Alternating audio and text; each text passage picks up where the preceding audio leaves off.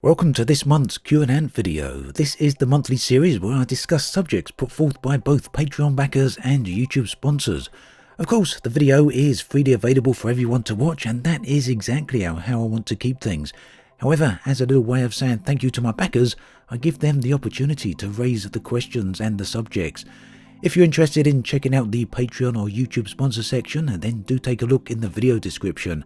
And of course, as always, my thanks to everyone for the immense support. It really does mean a lot to me. So then, on to this month's topics.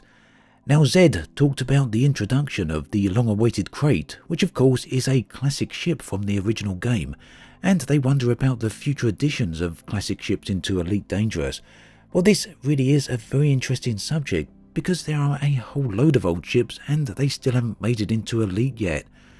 In addition to this, Frontier have shown that they are keen to add entirely new ships into the game as well, and the Chieftain is a great example of this. But yes, there's a lot of classic ships, especially from Frontier Elite 2, and that I would like to see added into the game. The obvious one for me is the Panther Clipper, which interestingly had some concept art back in Elite Dangerous's pre-release phase, and you can see that here on the screen right now. A ship much like this that was also suspected, although not confirmed, as being a Panther Clipper was shown in Horizon's concept art back in 2015, but this ship as yet has never made it into the game. So talking of larger ships, the Boa from the Frontier Elite 2 would be a very interesting addition for me as well. In Frontier Elite 2 this was effectively an Anaconda variant, only much bigger. So whilst I'm not a fan of the current large ships in the game, I really don't like their flight mechanics. I don't like them because they're very slow in terms of maneuverability, but to each their own. I appreciate the strengths that these ships have. But that said, I would certainly like to see some even larger ships in the game. So if both the Boa or the Panther Clipper turned out to be significantly larger than the Anaconda, then they wouldn't be able to fit into the station's docking slot. And this really does open up some new gaming possibilities. Just think the idea of ships having to berth up nearby to a station rather than actually docking because they can't fit through the docking slot, and then using a shuttle or a small cargo vessel to move between the ship and the station. It could really add a whole lot, especially if Frontier designed some few new great game loops to go into that. Now, Alec Turner, creator of the most excellent Best of the Forum and Elsewhere thread, do check it out, there's a link in the video description, asks what my top 5 fixes and updates to the game would be. Well, there's a whole load of fixes and quality of life changes that could go into the game. There's a whole load of them that I'd actually love to see, in fact. So I could probably go on for the rest of this video and go way beyond 5. But here's 5, although not necessarily my top 5. I'd like to see the ability to locate stored modules and ships from within space. So when I'm in space, I can use the galaxy map to locate stored ships. I can do that very easy right now, or I can do that right now, but it's not very easy. What I'd like to see is a menu with a list of stored ships, and one that's searchable. Same goes for stored modules. It makes no real sense to me really that I have to dock at a station just in order to locate stored modules. For me, the galaxy map really should be a central hub for just about everything within the game, and the list of stored ships and modules would fit right in with that. Another thing I'd like to see is the ability to make crew active whilst in space. So why do I have to dock at a station to make a crew member active or deactive? They're already located on board my ship, at least I assume they are, so it makes no sense at all that I have to dock to activate them. Aside from not making much sense, it also completely interrupts the flow of the gameplay. Now if for some weird reason the crew members are not actually aboard my ship, then I'd like to know exactly how they arrive instantly on my ship whenever I activate them. But in either event, this is another function that we shouldn't really need to dock at a station for in order to use. Something else I'd like to see, this has been long requested, is micro jumps. Now I know this is going to be a little controversial, and I suspect there's going to be a lot of people who would argue against it, but I firmly believe that the game should have micro jumps, and this would be the ability to do hyperspace jumps from within a star system, and this would allow us to jump directly a few 100,000 light seconds instantly. Now I realise some people may say this will actually make the game too easy, but it's not really a question of difficulty. At the end of the day, what gameplay are we actually participating in whilst our ship travels 500,000 or even 1,000,000 light seconds in a straight line? Further, so that we could ensure that stations like Hutton still exist and people could still do those sort of long-range journeys. These types of locations could easily have some type of permit lock or jump suppressor, meaning that players would still need to manually fly to these locations. Another thing I'd like to see, another thing I'd like to have in the game is the ability to search visited locations. Now, I'd like this function to be on the galaxy map again, and I'd like to be able to have a little search field there. And this would replace all the manual searching that we have currently with the various filters. So instead we'd get a search box that we can type into, and this would really be totally excellent. I'd like this to allow us to search visited marketplaces, shipyards, outfitted stations, and even visited star and planet types, and this would allow us to quickly locate remote Earth-likes or black holes that we once discovered. And finally, remote ship transfers is something I really don't understand, that why we cannot remote transfer ships. We should be able to do this very easily from the galaxy map and do it regardless of whether I'm in a space station or not. This feature would allow us to remotely send a ship to any destination whilst using the existing ship transfer rules. So yeah, those are a few fixes or changes that would dramatically change and improve the game for me. There is a forum thread linked below that will list to a whole bunch of other fixes and improvements that other people have posted as well. You might find it quite interesting reading. Now, Spidey mentioned the lack of beta for Chapter 2 and the resulting bugs that arrived. Well, to be fair about this, every single update has been full of bugs regardless of the beta length, and from that point of view, I don't think that Chapter 2 has actually been any different. Fundy did say though that they felt Chapter 2 didn't need a beta as it was so small of an update. Personally though, I do wonder if the release of Jurassic World Evolution actually had an effect on that decision, as both occurred more or less at the same time. It's going to be pretty interesting and quite telling, I would say, with the release of Chapter 3. Will that have a beta release or not? Obviously, Chapter 3 is more or less, by all accounts, going to be the same as Chapter 2, so I guess let's see what Frontier do with that. But yes, Chapter 2 did have a lot of bugs, and it still does. Many of them still haven't been fixed, though I do suspect that we would have still had many of these regardless of whether or not we actually had a beta test. Now, Shano wants to know whether the name Obsidian Ant comes from, or where the name, rather, Obsidian Ant comes from. So this is actually a very dull story, to be honest. Over the years, I've gotten in the habit of making usernames up from combining two different words, two often unrelated words as a fact. So this actually mixes things up a bit in terms of usernames, and it also avoids the "this is Amy's taken" situations. So this is one of the reasons that my username over on Reddit is actually Granny Eye. Obsidian Ant come about in exactly the same way, just two words strung together. The thing is, in most cases these usernames are not intended to be widely used, and that was true for Obsidian Ant as well, but I guess things kind of took off, so I'm glad it wasn't one of the more stranger names that I've come up with in the past. Faruna talks about the potential of atmospheric planets, and this is actually a really interesting subject, and the types of features that could bring to planetary surfaces such as liquids or gases, and they wonder how we as players could interact with this stuff in new vehicle types such as different SRVs or even submersibles. Now this, like I say, is pretty interesting. There's some great old fan art concept that was actually shown around way before the game's release, and this shows one of the passenger liners underwater. Now when you actually think about it, this does make quite a bit of sense. I mean, consider the visual style of these passenger liners as well as their names, Beluga, Orca, as well as, what's the other one, Dolphin. So yes, all are mammal sea creatures. So flying through space and then into the atmosphere and down into water would make for a wonderful gaming experience, I'm pretty sure. In terms of SRVs, I'd like to see a few new variants. And again, there's some SRV concepts from the digital artwork book that Frontier released a little while ago.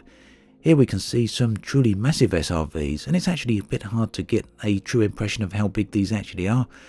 But I kind of feel it would be really interesting to have SRVs permanently located down on planetary surfaces. Now another idea would be that some of these SRVs could be mining vehicles or salvage vehicles or perhaps even rescue vehicles, allowing us to access hard to reach places. At the moment, of course, planetary surfaces don't have a lot of terrain variation in the game, so there's no such things as caves, for example, or cliff overhangs. But if these type of surfaces ever eventually made it into the game, then I can see a big use for different SRV types. Like I say, mining vehicles, transports, rescue SRVs, all of these and more come to mind. Whilst Elite Dangerous, of course, is a space game, planets nonetheless do make up a huge aspect of this. So as planets improve and new planetary types arrive, then I really do think that the gameplay associated with planets really does need to grow, and ideally that gameplay needs to take advantage of the unique surfaces found there. So sticking with the subject of SRVs for a moment longer, Richard Bucks would like to see a guide on using the SRV. Now this is something that I have done in the past, but I will see if I can dig out a link to the old videos. Now I'm not sure yet if the guide is worth updating, because to be honest, the SRV gameplay really hasn't changed over the past 2 years. But that said, one very big tip I would like to give is to be sure to check out the website wavescanner.net, and this is probably the best guide to using the SRV scanner out there. Do take a look at it, it will get you right into how to use it rather, and what each individual scanner effect actually means, and you can see a link to that in the video description. Darson asks what other online games I've played. So this is actually a big list. There's been quite a lot of them, but I won't go through all of them. I'll highlight some of the best ones. My first MMO was Ultima Online, and I started playing this all the way back in 1998, and that was a huge favourite of mine. I spent a lot of time with it, and in many ways, while it's long outdated now, it nonetheless contains a lot of features that many games still cannot get right. It was a vast sandbox, and there was a great housing system in there, and those rank among the best parts of the game for me for sure. Later on, I went into Anarchy Online, and that was easily my top MMO, or pretty much in my top MMOs I'd say. Also played EVE Online, that was from the beta in 2003, and I played that onwards through many of the years after its release. Star Wars Galaxies was another big one, and that MMO was truly excellent, at least before all the huge changes that undermined the game and eventually led to its downfall. And of course, I'd be remiss not to mention World of Warcraft. That certainly kept me occupied for more than a few years. So yeah, lots and lots of different online games. More recently, I've found Black Desert to be a great game, and slightly away from the MMO titles, but sticking with online games, Ark Survival Evolved is a game I just keep going back to. Now, Alden Appleby wants to know what type of gameplay I'd like to see fleshed out. I guess this kind of ties into what we were talking about earlier with the top 5 quality of life changes I'd like to see. But this is perhaps a bit of a bigger question and is much deserving of its own videos, but we'll go into it in a little bit here. Elite has certainly got a lot of different game loops to it. There's a whole lot of different things you can get into in the game. And well, Frontier do like to use the term blaze your own trail, and I know a lot of people actually take the mick out of that, and yeah, I can understand where they're coming from because it's not really an apt description of the game. But to be fair, yes, like I say, the game does have a lot of different game loops. But the thing is, most of them need a lot of fleshing out and a lot of building upon. The exploration and mining changes are looking very good, and that's a good start. It's something I'm really looking forward to, but that's not till the end of the year. But I really do hope they plan out. After all, I don't think Frontier went anywhere near far enough with the trading update for Chapter 1. Although personally, I have a feeling that was down to technical reasons rather than actual willingness. Again, it comes back to the Galaxy map, and by all accounts, from what I've heard, it has a lot going into it on a technical level. So changes, especially ones that require data to be pulled from a lot of different places, apparently cause performance issues, not to mention many other issues. But aside from exploration and mining, I'd really say that it's trading I'd like to see fleshed out the most. But to be honest, in order for it to reach the levels I'd actually like to see, then the game would require a fully simulated economy, and I guess for now at least that's something that's just not going to happen. Right, Trey Harris talks about the possibility of new multi-module modules, so a bit of a mouthful, but this would essentially be the idea that Frontier thrown about a bit that would allow certain modules to stack other modules or similar modules inside of them.